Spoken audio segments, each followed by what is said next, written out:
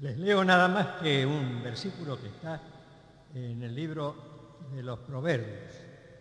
Libro de los Proverbios, en el capítulo 13 y también una palabrita más en el capítulo 14. En el versículo 7 del capítulo 13 hay quienes pretenden ser ricos y no tienen nada. Y hay quienes pretenden ser pobres y tienen muchas riquezas. Se puede leer al revés, así. Hay quienes son ricos y no tienen nada, y hay quienes son pobres y tienen muchas riquezas. Ese es el sentido del pasaje. Pretenden en el sentido de que su ideal es hacer conocer su riqueza o su pobreza. Y en el capítulo 14 del versículo 6, el burlador, el que se burla de nosotros o de cualquier verdad que tenga validez moral, busca el escarnecedor, es decir, busca el burlador la sabiduría y no la halla. Mas al hombre entendido, la sabiduría le es fácil. ¿Cuántos de ustedes habían nacido, deben ser los menos, el 30 de octubre de 1938 o antes? Que hayan nacido antes de esa fecha. Antes del 30 de octubre del 38. 1, 2, 3. 3, ¿no? Es un grupo joven. Bueno, el 30 de octubre del 38 es un día de los más importantes en la historia de la humanidad y casi nadie lo recuerda. Fue el gran día del pánico, el gran día del terror, un terror tremendo que se desató en los Estados Unidos. Muchos años antes, un famoso escritor que se llamaba H.G. Wells había escrito un libro que pasó sin pena ni gloria, que se llamaba La Guerra de los Mundos. Sobre ese libro se hicieron películas de ciencia ficción, etc. Pasó desapercibido.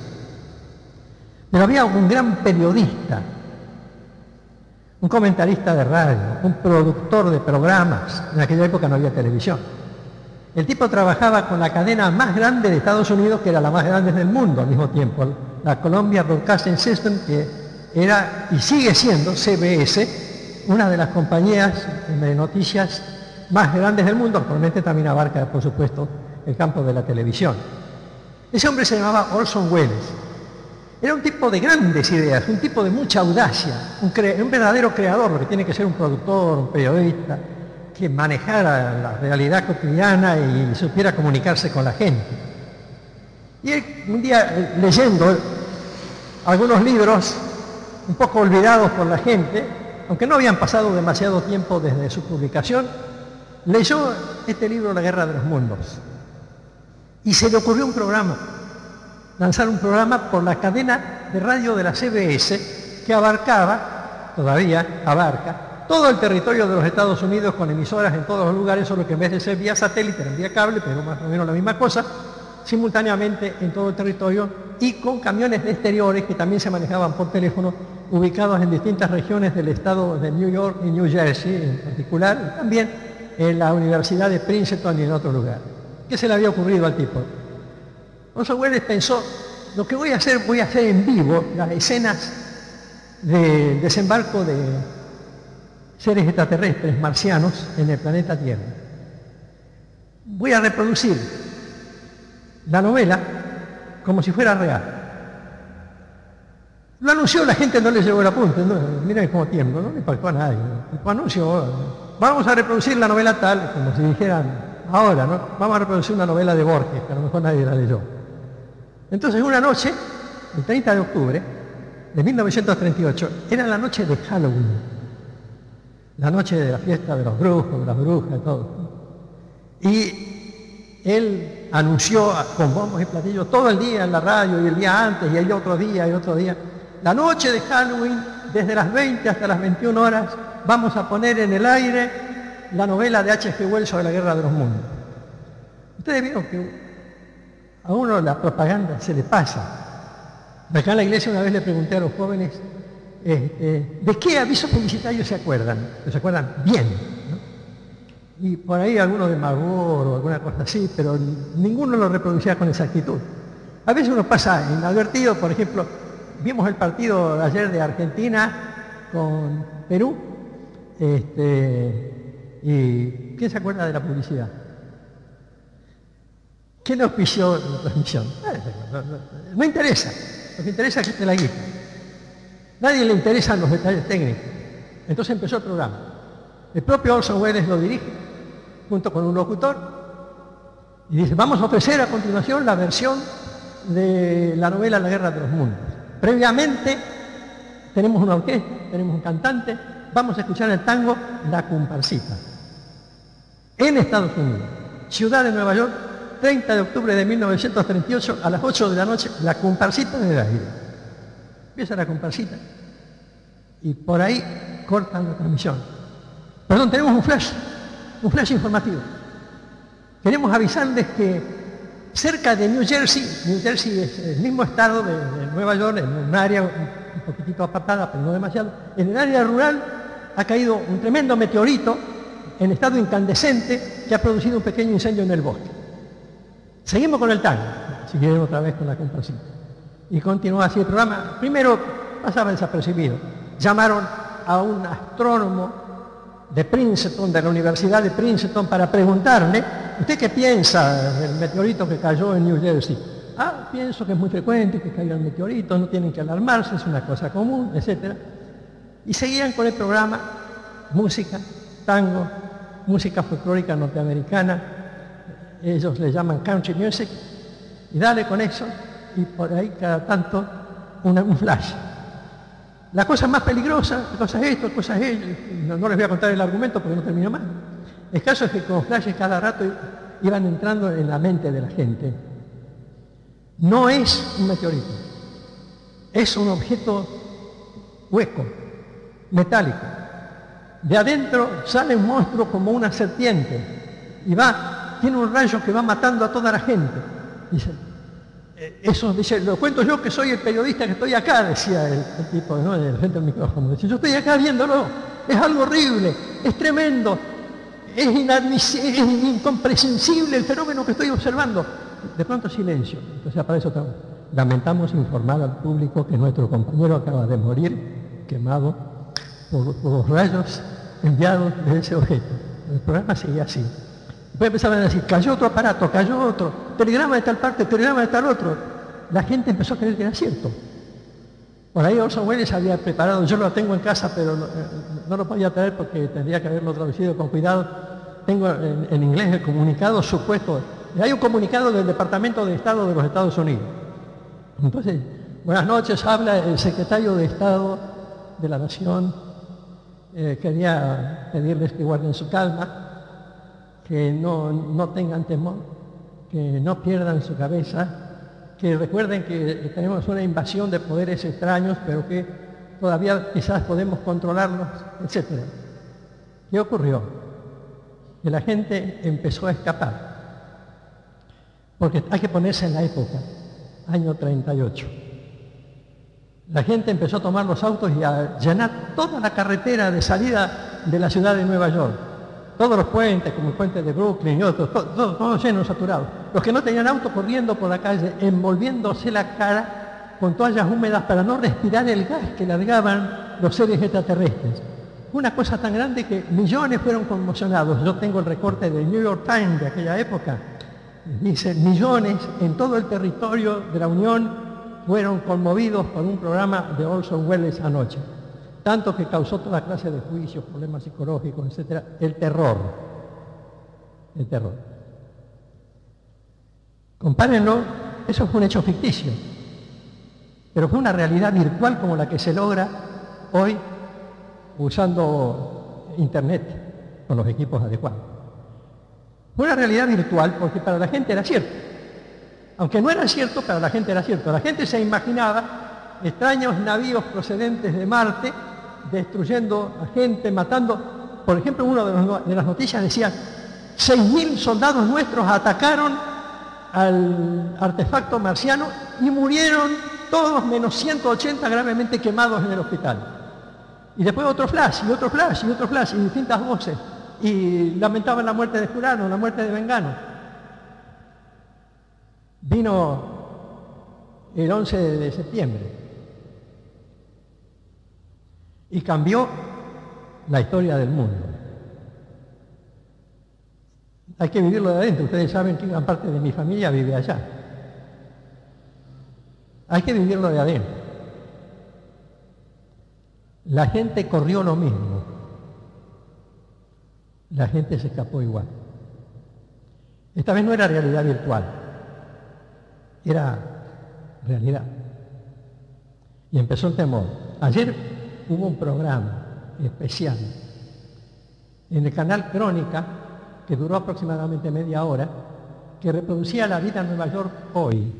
Los negocios todos se cierran, liquidación, para venta, se alquila. Parecía la Argentina. Los carteles por todas partes.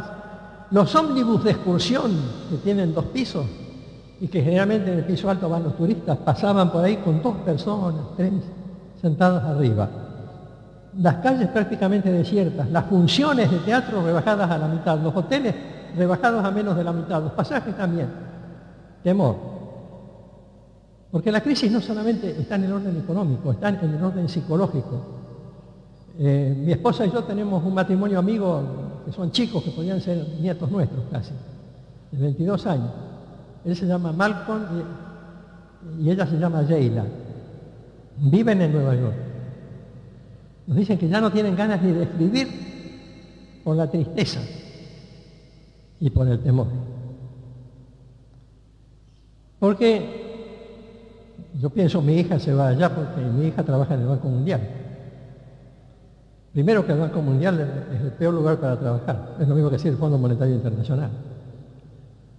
Es una empleada, no es la que toma decisiones, es una empleada. Tengo mi nieta que trabaja en una base naval. Ustedes la conocen, la Jorgelina. En la base naval de Seattle, como misionera. Y tengo mi hermana, que tiene una producción de frutas en toda el área de California. Tengo 5 sobrinas que estudian en la universidad allí en San Diego. En fin, un montón de gente. Me comunico con ellos por internet, por mail. Viven el miedo. No tanto el miedo de que el avión se caiga o vuelva a chocar. No creo que los talibanes sean tan ingenuos como para repetir la misma fórmula y mandar de nuevo otro avión cargado de pasajeros para tirar una torre. Y tal vez ni siquiera lo hagan para tirar el puente del Golden Gate, ahí sobre el Pacífico. Precisamente el temor consiste en no saber. Yo estaba leyendo esta tarde, mientras preparaba esta charlita, que no la quiero hacer larga, tengo un libro editado por la Universidad de Suiza, la Universidad Nacional de Suiza, sobre el miedo. Ese libro fue escrito después de la Segunda Guerra Mundial, más o menos en el año 45, después de la explosión de la bomba atómica. Porque nosotros nos rasgamos las vestiduras, porque murieron 7, 8 mil, las Torres Gemelas. Y como decíamos el otro día en la iglesia, cuando los norteamericanos tiraron las bombas atómicas en Hiroshima y Nagasaki y murieron centenares de miles de personas, la gente aplaudía la victoria. ¿Verdad? ¿Se acuerdan? Yo también me acuerdo. Nosotros no creemos en la bondad de la gente, porque creemos que es una guerra del mal contra el mal. Pero además del tema de la guerra, que lo hemos tratado muchas veces, está este tema, el tema de la inseguridad personal. Uno no sabe si va a mantener el trabajo, no sabe si le van a pagar. Yo soy jubilado. Yo siempre pienso, ¿qué novedad habrá respecto a la fecha para pagar la jubilación? ¿Cómo la van a pagar? ¿Qué van a hacer este mes? Etc. Pero los temores están en otra cosa, en la sensación de inseguridad, en la sensación de crisis personal, en la preocupación. Esa enciclopedia sobre el miedo dice, al comenzar, el miedo es la reacción natural ante el peligro. Cuando uno cree que hay peligro, el temor hace que uno sea más prudente. Por ejemplo, nadie se larga a caminar por las vías del tren en Buenos Aires, porque acá no pasan trenes nada más que cada muerte de obispo. En Buenos Aires, donde hay trenes eléctricos, nadie camina, no por cobardía, sino por el temor lógico de impedir que un tren lo lleve por delante y lo mate. Ese temor, que no es cobardía, es el temor que nos anima a todos en el plano de la inseguridad. Escuché a una chica decir el otro día en televisión, una chica que tendría 19, 20 años, decía, una chica bonita y se expresaba muy bien, dice, yo me acabo de recibir de maestra, me pusieron en el personal del censo, me asignaron una de las villas peores del Gran Buenos Aires, y dice, tengo miedo de meterme sola, no me han puesto quien me acompañe, no me han puesto quien me proteja, me largan sola, andá y hacerle 80 preguntas a cada persona. Hay un temor natural. Aparte del temor enfermizo, hay un temor natural. En un mundo como este que es inseguro, en ciudades que son inseguras. Son inseguras en el empleo, son inseguras en el caminar por la calle, son inseguras en una cantidad de riesgos que antes nos conocíamos, como si la historia hubiera hecho una impresión y nos hubiera metido de golpe en un terreno que antes nos estaba, si no vedado, por lo menos desconocido. Unos amigos que se llaman Edwin y Elizabeth, en la ciudad de Miami, vinieron una vez a visitar Arroyito, nuestra iglesia, pero de eso hace 20 años. Son un matrimonio común y silvestre, trabajan en una editorial. Vinieron por conocer la iglesia y la ciudad. Y los llevamos a conocer la peatonal. En aquella época no era peatonal todavía, no estaba arreglada como ahora, pero de noche se podía caminar tranquilamente, cerca de las 12 de la noche. Y ellos miraban, qué admirable, qué ciudad tranquila, no pasa nada. Y nosotros decimos que acá no hay droga, acá no hay delincuencia, acá los asaltos son una excepción. Ustedes son norteamericanos y pueden caminar tranquilamente por aquí. 20 años atrás. No pasa más. A veces nosotros creemos que la seguridad consiste en tener una cantidad de recursos que nos garanticen el bienestar, como dice el libro de Proverbios.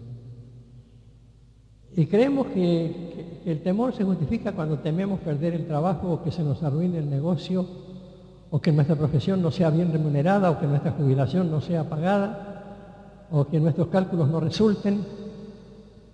Y entonces eso va engendrando en nosotros la ansiedad. Nos enfrentamos con un mundo arriesgado. Dice el psiquiatra, autor de ese libro, es un psiquiatra, dice, cuando el bebé nace, cuando sale por el conducto, especialmente el que nace por vía vaginal, tiene que luchar para vivir. Y la primera sensación que tiene, dice el psiquiatra, creo que no le puedo preguntar a ningún bebé, nunca lo va a hacer, dice, es el temor. Porque el bebé sale a un mundo desconocido. Sale de la protección que tuvo siempre, de lo que le era normal, y aparece de golpe en un mundo diferente y lo primero que hace es llorar, porque se sorprende ante algo que ya no lo cubre como antes. Y a nosotros nos pasa lo mismo. Yo veo, por ejemplo, el frigorífico de un pueblo, se cierra el frigorífico, hasta entonces el pueblo vivía del frigorífico, 80 familias que trabajaban en el frigorífico, los proveedores que le vendían cosas a la familia. De golpe se cierra y entonces surge el temor, el desamparo, el llanto, la protesta, el miedo. ¿Cómo superamos ese problema? Porque es real. Porque lo vive todo el mundo, porque se nota, ahora que tengo más tiempo libre porque ya no soy el pastor titular, y charlo más con mi señora y con los vecinos. Algunos vecinos, no va a charlar, tengo en el mismo piso un médico y un abogado que son hermanos entre ellos. Un muchacho recién recibido, uno se recibió recién de abogado y el otro hace un año que se recibió de médico. Y los padres también. Y charlábamos juntos, ellos son muy católicos todavía y hablan de la inseguridad. El médico dice, yo soy médico. ¿Y qué gano de ser médico? Si yo no consigo pacientes que me paguen lo suficiente, ¿qué hago si me quiero casar? No tengo ni para ponerme en el consultorio, pero soy médico. Y mi viejo dice, se rompió todo para que yo estudiara medicina. Bueno, terminé, ¿qué hago? Y ahora tengo que ir a trabajar en el Sáenz Peña ad honorem, en el ECA ad honorem. el otro muchacho dice, yo soy abogado, ¿no conoce algún juicio que venda plata por ahí? Alguna cosa. Dice, sentimos la inseguridad. El padre me dice, yo soy chacarero. ¿Usted sabe cómo está el campo? Me dice el padre, allá donde nosotros vivimos. El temor a la inseguridad. La Biblia dice, y termino porque me propuse que salga un solo lado del cassette, joven.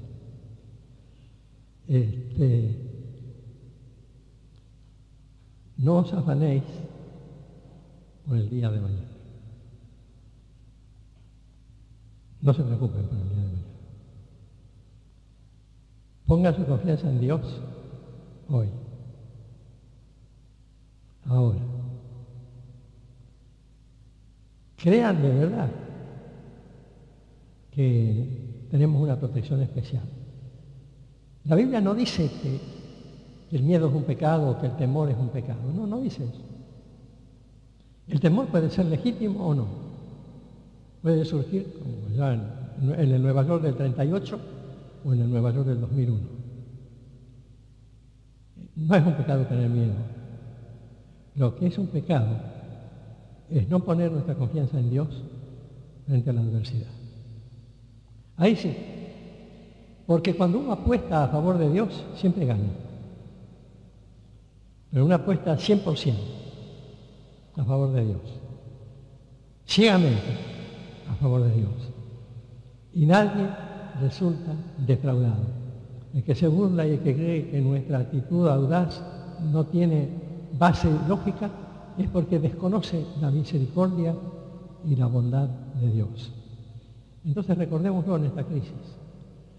Hay que salir por el lado financiero, económico, por supuesto, como ustedes lo vean cada uno en su condición particular. Pero empiecen por tener una actitud positiva frente a la vida y esto les concederá grandes satisfacciones a lo largo de la existencia. Oremos.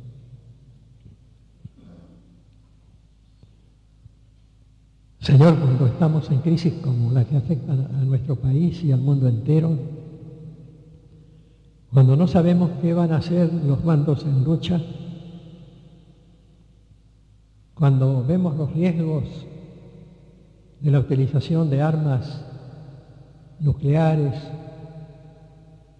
los riesgos de utilización de armas que no son legítimas y aún las que aparentemente son legítimas y tampoco pertenecen a la fuente de tu sabiduría, sentimos, Señor, que si no confiamos en ti, el temor, la ansiedad, la inseguridad nos invadirán, nos deteriorarán.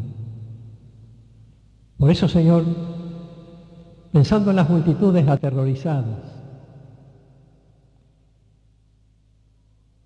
por agresiones virtuales como la del año 38, por agresiones reales como la de este año, por el temor a las esporas de antrax, por el temor a la bomba de gases o de tremendos explosivos, por el temor a que el país caiga en la quiebra y no se pueda recuperar, por el temor a perder nuestros trabajos, nuestras fuentes de recursos, por el temor a la violencia, a la delincuencia, por tantas cosas graves que hay a nuestro alrededor. Señor, no nos permitas caer en la desesperación. Y gracias porque desde este mar tempestuoso,